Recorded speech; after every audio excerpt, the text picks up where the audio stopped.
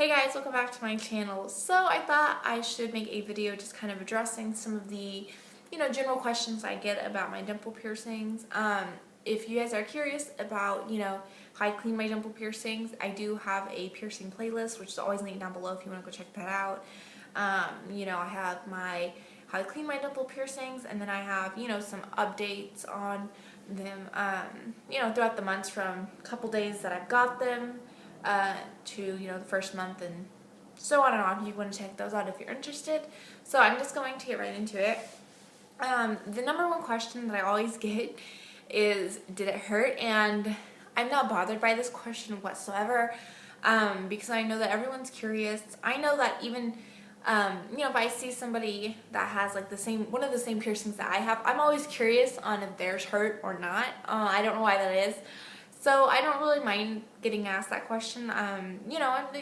They're your cheeks. I can understand how somebody would think that it would really hurt to get them pierced. So I totally understand. But you have to understand that everyone's pain tolerance is different, and factors that could affect like how painful your piercing was or wasn't could be just obviously your pain tolerance, and then just your piercer. My piercer, he's been doing piercings for years. He's really good, really talented, and he pierces fast. So obviously if your piercer pierces you fast, you're not going to hurt as bad, but if they take their time, you're gonna hurt a little bit more. So for me, I feel like I have a higher pain tolerance, and my piercer, like I said, he pierces fast, so no, mine really didn't hurt. But everyone has their own experience with getting dimple piercings and piercings in general. So just because mine didn't hurt doesn't mean yours won't hurt. Not to deter anyone from getting them, but just if you really want them, then it's going to be worth the pain, to put it that way. Another question I get is, how long are my bars? What's their length, their size, all that kind of stuff. And honestly, guys, I don't know, because I forgot to ask my piercer when I got them. These are the same bars that I've had since I got them pierced. I didn't have to have really long bars, so I never once had to downsize. This one is a little bit, I don't know if the bar is longer or the cheek is thinner, but I do have a little bit of excess room on this one, which, at some point I would like to downsize that bar. But yeah, so I don't know what length they are. I'm sorry. If I do downsize, I'll talk to my piercer and try to figure it out. Now I get asked where I get the little diamonds from, and I got them from my piercing shop. They are industrial strength, but for those of you who don't know, industrial strength, you can't buy them. Like, you can't go to the website and buy them. You have to buy them from a piercing shop. And if your piercing shop buys from industrial strength, you can actually talk to your piercing shop, and they may be able to special order you something off of the industrial strength website. But I don't know why you can't go straight to the industrial strength website and buy it for yourself. You have to buy from a piercing shop, and they have to buy it from industrial strength. And industrial strength is a little bit more expensive than others. Body jewelry sorry, I'm getting sidetracked. Body jewelry, but it's a higher quality. I've had these in for the little diamonds. I've had them in for how long?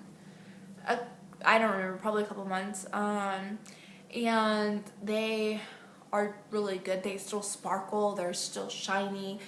They don't get caught on a whole lot of stuff, which they're pronged. Don't know how you guys can see that, but they are pronged. So you do have to be a little bit more careful. And I've kind of realized that with the cheaper quality jewelry, the pronged areas, the pronged jewelry, I mean, they're more likely to get caught on stuff. But I have yet to get, these caught on anything, knock on wood. Yeah, so the tops are right. And so another question I've gotten is about swelling. Now, my swelling, I don't remember how long it lasts. I don't know how long it lasts. I know I mentioned it in my like dimple piercing update videos, but I don't remember off the top of my head. But I have gotten asked a few different times from people about swelling, and you have to just be careful because your cheeks are going to swell. I was kind of a little skeptical, not to doubt my piercer, but I was a little skeptical that I didn't need like long bars to accommodate the swelling.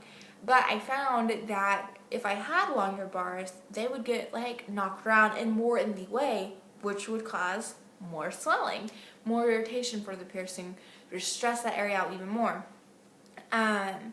So, you know, all I did to keep the swelling down is ibuprofen, and, you know, iced it, all that kind of stuff.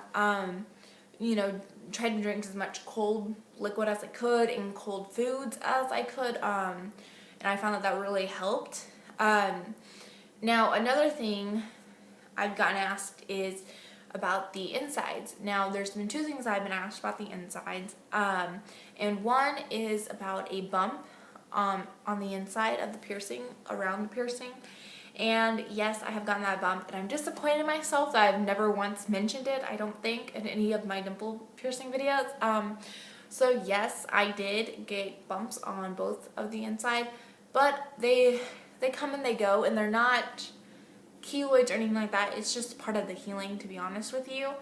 I don't really have any right now, but yeah, it's common. It's one of those things. You know, like I said, mine come and go, and it's just part of the healing process, so don't worry about it. You should, if the bumps get larger on the inside and they're not going away, then you probably should go talk to your piercer about it. You know, or if you get bumps on the outside that don't go away, you definitely need to go talk to your piercer about it. And then another thing I've gotten asked about the inside is, what does it look like on the inside? Now, I'm not going to show you guys because I don't really want you guys to get that up close in my teeth. So sorry, but I have the backs are flat. The part that's in my mouth, I mean, is flat. So it's not a typical longer barbell, or some piercers put in just like a longer tongue bar. It's not that. You really shouldn't want to have the balls on the inside, because you're just asking for your teeth to get broken. Like huge metal balls on the inside, like that just doesn't sound smart to me. I don't know. So yeah, mine are flat on the insides, and I've never once had a problem with the skin growing around it. And if you feel like yours is growing around it, what you probably should do, obviously, is go talk to your piercer. Alright, so that's it for the questions. I'm sure there's been more that I've been asked, but I can't think of it off the top of my head. So if you have a question, just leave it down below, and I will definitely answer it. I was going to kind of talk about some general info that I thought would be helpful, but I talk a lot in all of my dimple piercing videos. I try to make those, you know, as informative as I possibly can. So, you know, if you guys go watch those videos, there's tons of info in there. Even if the video itself may not be of high quality, the info in it is very beneficial. So I think that's it, and I really appreciate you guys watching and supporting me. It really does mean a lot, and I will see you in my next video.